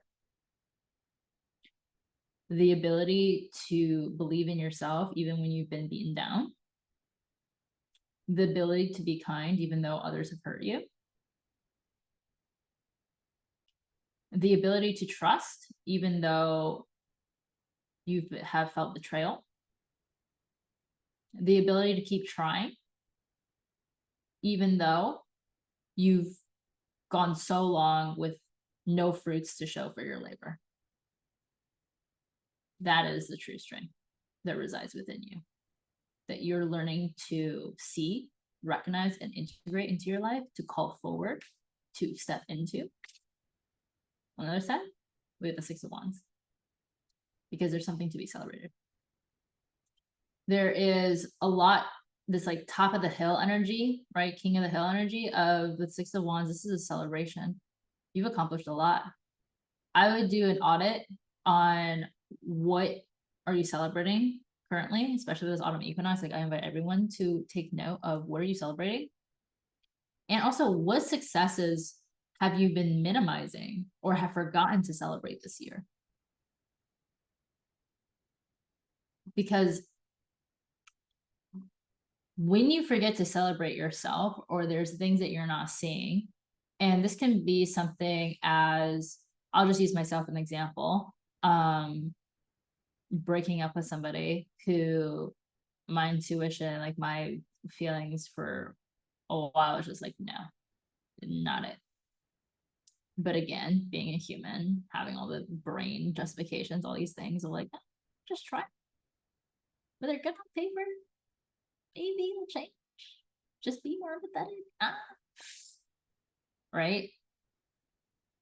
Being able to celebrate that I made a decision from my power, from my truth, even though I didn't necessarily have physical evidence that it was like the right decision, it was a good decision, because there is no such thing as right or wrong. Being able to celebrate that, again, is like a celebration of me trusting my intuition, me trusting that everything's going to work out, me trusting that there is no such thing as making a mistake, that everything's leading me down the right path, that everything's a learning moment, or everything is going to bring me exactly what I want, right? And when I can see that and integrate that that decision is a success, that that's the label that I've given it now, there's a success, can celebrate that, I put it to rest. There's no needing to think about, did I make the right decision? Did I not make the right decision? Should I like not, blah, blah, blah. It just is like we do this so often in like any decision that we make. Should I have bought that dress? Should I not have bought that dress? Should I have spent that money? Should I have not spent that money? Should I have gone? Should I not have gone? Should I have said yes? Should I have said no? And there's like, oh my God, once you make a decision, can you just trust yourself? When you've been able to powerfully make a decision, or even like, you know, recognizing that you made a decision out of fear, out of trauma, out of your not self, right? Out of lack. Recognizing that you even made this, like earlier when Mario was saying like he recognized he had like people pleasing. or that, you know, and he's shortchanged himself, celebrate that, right? Because when you celebrate it, it's the end of a chapter. When you celebrate something, it's like that is done. Like the milestone has been hit. You take your birthday, you turn this age. You had an anniversary, it's now been a year. It's like Christmas, okay, the time is now, and then it passed, right? So when you're able to powerfully make decisions and celebrate yourself, it integrates it integrates the self-concept that you can trust yourself, that you are a strong person, that you're resilient, that you make good decisions. And then you don't have to question yourself as much anymore, right? And that's how you build the strength to continuously hear your intuition more and trust yourself more, and enjoy the process in a way, right? Enjoy life in the process. That's what I have for you. Both sides resonate with the past couple of months. Thank you so much. I can really see deeper into both of those sides. Yay! I'm glad. I love that. Yeah, it takes a lot of strength to celebrate yourself too, especially if you're used to being a perfectionist or being hard on yourself, or, you know, being an empath. It's like, it's very easy to turn against yourself and to be like, well, you should have done better, you should have known better, you have more resources, you have more, like, whatever. It's like it's so easy to turn on yourself. So having that self-compassion, celebrating yourself, celebrating your decisions, life-changing. Not being dramatic. Okay, beautiful. Neva. Neva? It's Neva. Neva. Nice to meet you. Thanks for being here. Thank you. This was really insightful. So as I mentioned in the chat, I want to start a business. I'm laying foundations for that. I've signed up for a course with a mentor of mine, and because I have no idea how to do that. And so I'm just you know, intuitively, my guides told me that that was the right thing to do, take that step. And I'm pretty much laying my foundation. I've done a lot of work on myself in the past 4 years and become a medium.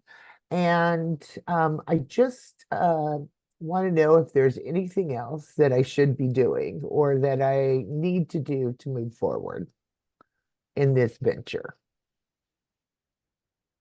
Mm. Mm. I'm gonna pull a card for you. But before that, You're getting something? I want to offer a reflection of why do you not believe that you're doing enough?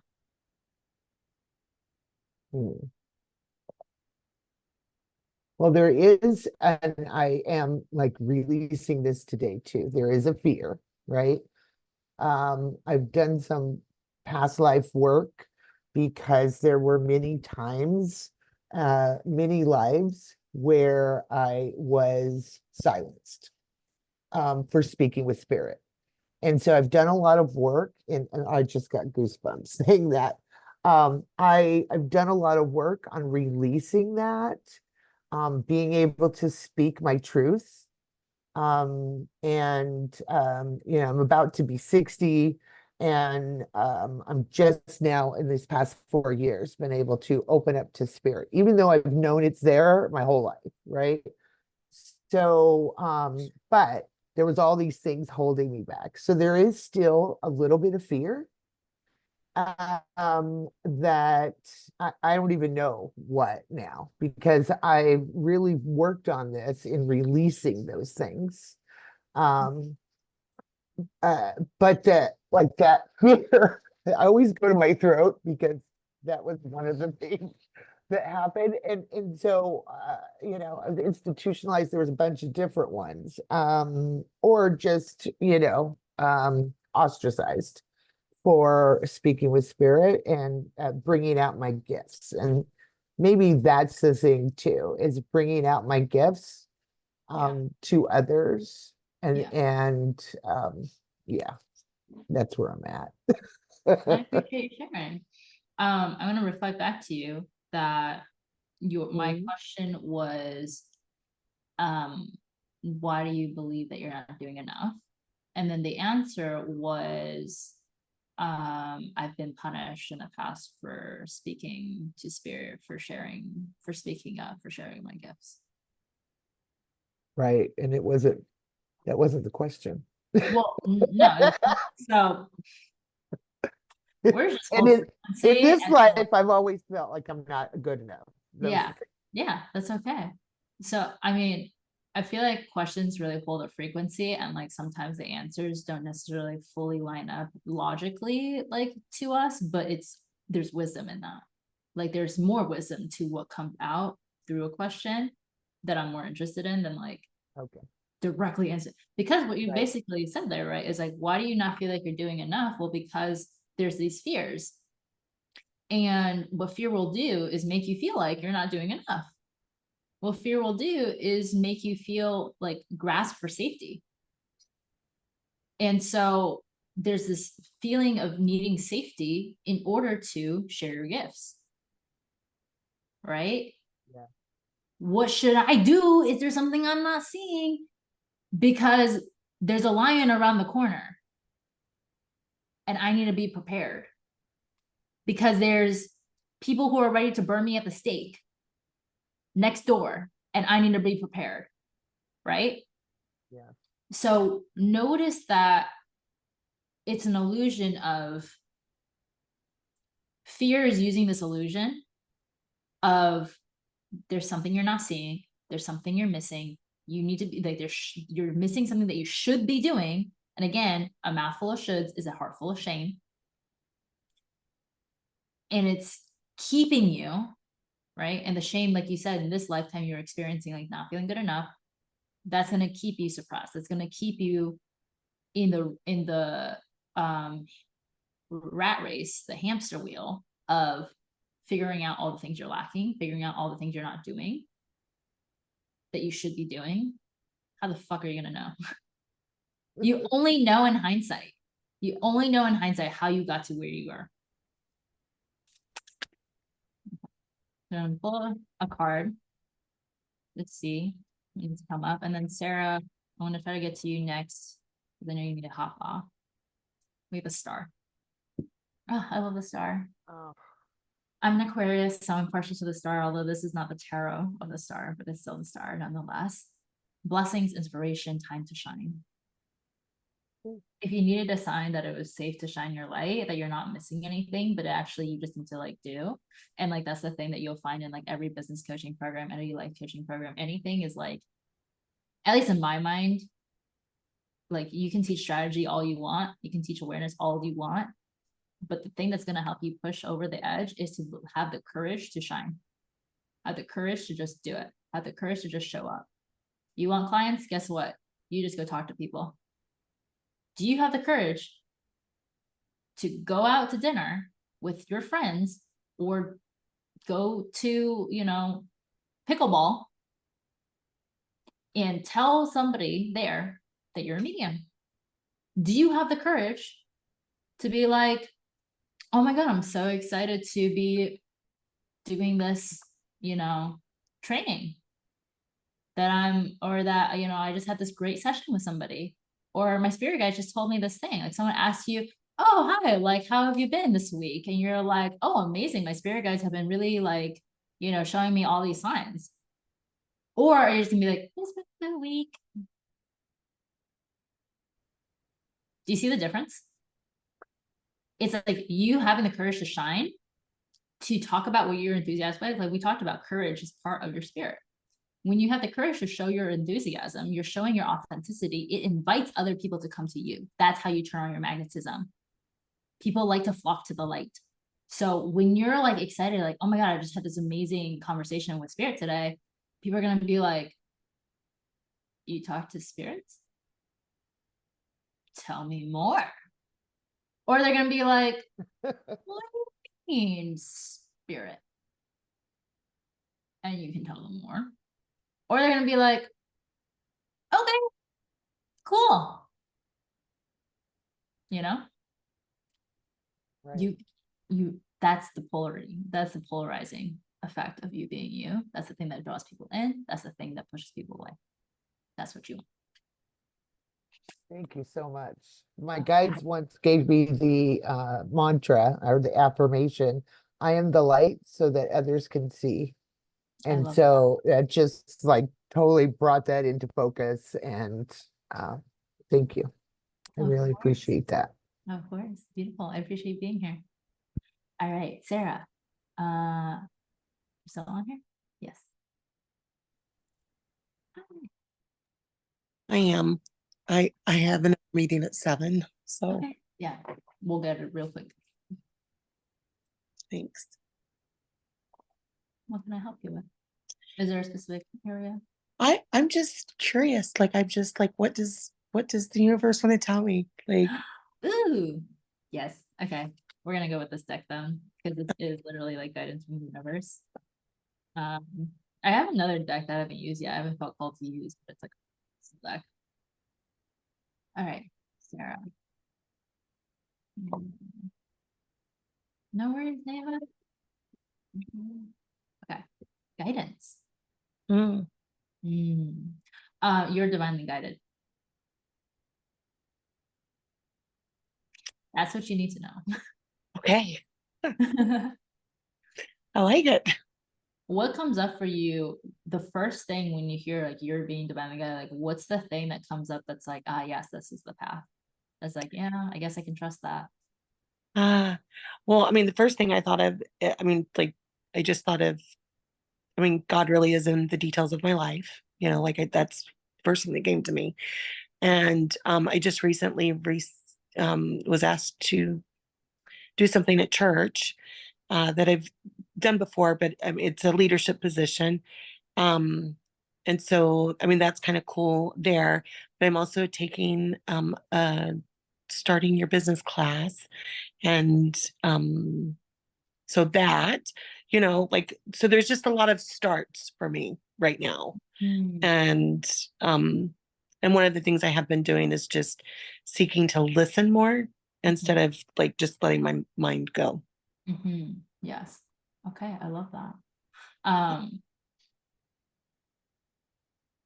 It's beautiful to have a lot of starts because there's a courage that it takes to start things. And then there's also a I want to say courage. It's like there's this gift to finishing things, right? There's like you meet this part, these so many parts of you that is required to finish something, and like finishing something can literally be like I guess it is still courage, right?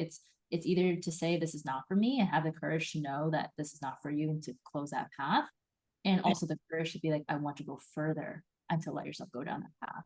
So that's what for me when it talks about divine guidance is that you can trust the like little intuitive hits within you of is this for me, is this not for me, not because what you want is not available, right? But it's because of that attachment from the vision and the attachment to what is true. I love that. That's going to be how you're guided. Okay, perfect. Oh, thank you so much. Of course. Thanks for joining. All right, I appreciate it. You're wonderful. Thank you. I appreciate it. Bye-bye. Bye. All right, Ruthie. Oh yeah, and if anybody ever wants to leave me a testimonial for like a card reading, if you're in the Side Chicks Facebook group, I'd love if you could leave me like a video testimony if you want to, just so that other people can, experience what you were experiencing today. Or if you want to email me, just your experience. I love to feature it on my site. Just let people know that this is available to them too. Okay, we have Teresa. And then we also have Ruthie. So, Teresa. Well, I guess my question is, I guess I started off my business and I wanted to see like, would it start off where I'm gonna be getting more traffic, and would it also incorporate with all my other talents? Yes. Okay. Yeah, I saw the is my business going to get bookings? So I love the shift even of am I gonna get bookings too? How am I gonna get traffic? Like, it's like there's do you feel like the energy shift of that of like Yeah, it's like I'm getting people to the site. I'm just waiting for people to actually be drawn to say, okay, I am ready to book with you. Yeah. Yeah. So it's a game. It's like the game of patience and also belief of you know, kind of like if you know Christmas is gonna come, there's the energy of waiting for Christmas to come where you're sitting and watching paint dry. Yes. And then there's the energy of waiting as, oh, I know Christmas is gonna come. So in the meantime, I have XYZ to do. These are my priorities. This is what's bringing me joy. This is how I'm gonna keep mastering my skills, and that's what I'm gonna focus on. Right. And then, oh, Christmas came. Right. And also the preparation for Christmas. Oh, I want to get decorations. It's like, I need to get like, you know, terms of conditions or contracts or, you know, whatever. Like, do I have a booking system? Do I have a payment processor and all that stuff? Right. It's like, it's also the preparation for it because it's coming. So I've been playing with this deck. Literally, where I was just like, I haven't been using this deck. So Is that a deck that you said you haven't used before? I haven't used on this call. Oh. Yeah. It's a crystal deck. Ooh, another 8. We have so many 8s today. I think we have 3 8s pulled. So lots of abundance, and I love that. Aquamarine, water element, intuition. So, girl, like you're intuitive. You already know. Oh, and look at that right here. Fluidity, instinct, and openness. Intuition is your own built-in guiding light, an instinctive knowing of right and wrong, good versus evil, and what is progressive for your soul or what may hinder or block you. Your intuition is always with you, but you must learn how to listen to it and trust it. Despite any situation you might find yourself in, within your control or not, there is a version of you, yourself, that you can turn to find insight. This instinctive guidance should be one of the most trustworthy places you take advice from, as after all, who is more inclined to look after you than yourself? There's a affirmation for you here, which is, I allow my intuitive knowledge to flow freely through my entire being. So that's part of the wisdom of this card. The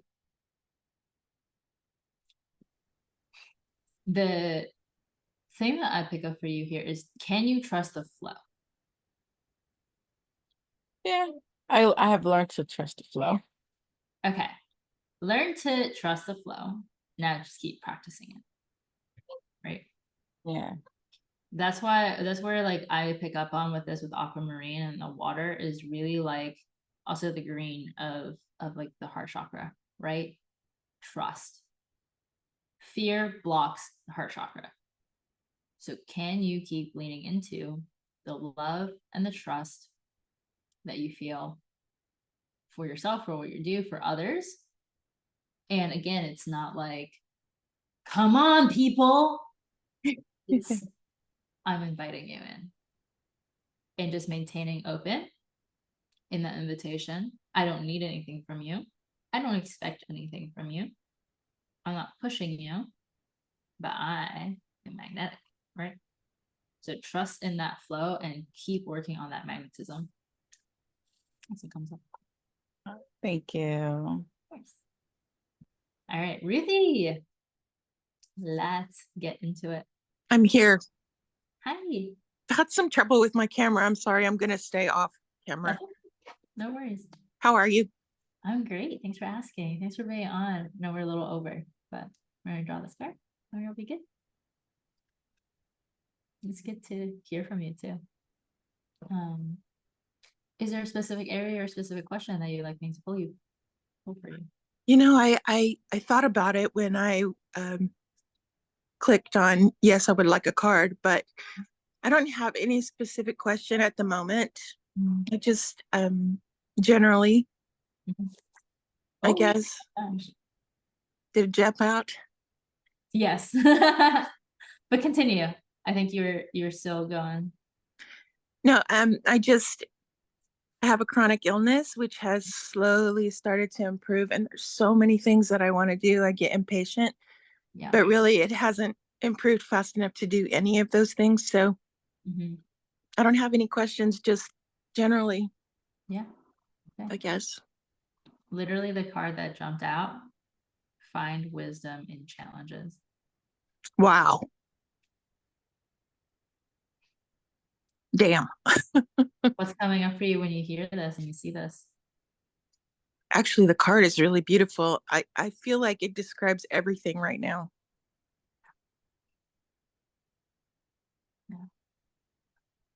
The number 16 reduces down to the number 7, which is a very spiritual number. Is that number that of like you following your spirit. It's a very spiritual number of like you are divinely guided here, you're divinely protected here. And you will see, and like here's the thing, like I want to make space for the frustration, the pain, the grief of the loss of time, the loss of life energy, that it really takes a toll out of someone to go through chronic illness, even just like being sick for a week, right? So Yeah. I want to make space for that and hold that with a lot of love, a lot of compassion. I see it. And also, if you believe that this is part of your path, it's part of your soul's journey. One of my favorite quotes is that your path is harder because your calling is higher. Oh, I love that quote because it reminds us like I don't actually believe like there's more or less purpose in each person. But when you have a higher calling that requires more of you, more responsibility, more strength, right? If you are able to steward more power, you also need to go through more challenges to understand how to use how to be responsible for that power. Does that make sense? yes. So I feel like for you, this is part of that, is like find the wisdom in this journey, because that's all leading you somewhere. Okay. And whether that's in service of the people, in service of yourself, so the people around you, kind of like that example that I used earlier of just being a light at the grocery store and activating people.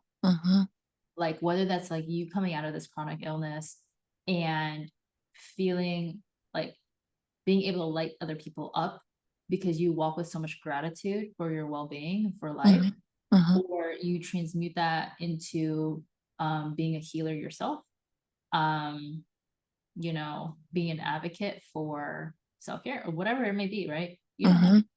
But if you can see this challenge as something that's really growing your wisdom, helping you find your truth, you're gonna make it into something beautiful. That's amazing. Thank you. Of course. Thank you for I being really needed that. Thank you. here. Yeah, of course. Thank you for being here. Alrighty. We're at 407. Mary, hello. I know you just checked in. I'll be sharing the replay, but Mary, since you're here, you caught me right for the end. I'm gonna take that as a sign as there's something that you need to hear. So if you want to unmute and come on camera, or if you want to type a question that you have, or if you just want the general card pull, let me know.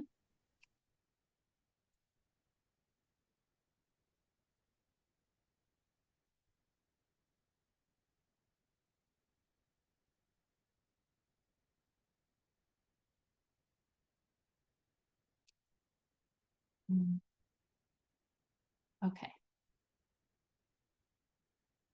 Mary, if you're typing, just like let me know. Otherwise, we will end it here. Okay.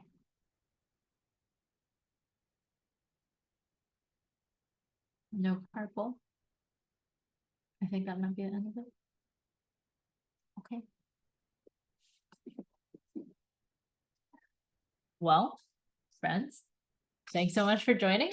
I so appreciate you all being here. If you're catching the replay, thanks for watching all the way through. Let me know how you felt through it all. And once again, Jen, retreat information is up.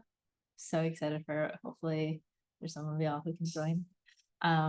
Yeah, of course, no problem. Happy autumn equinox, friends. I hope you have a wonderful restorative day today and weekend. And I will see you next time. Bye.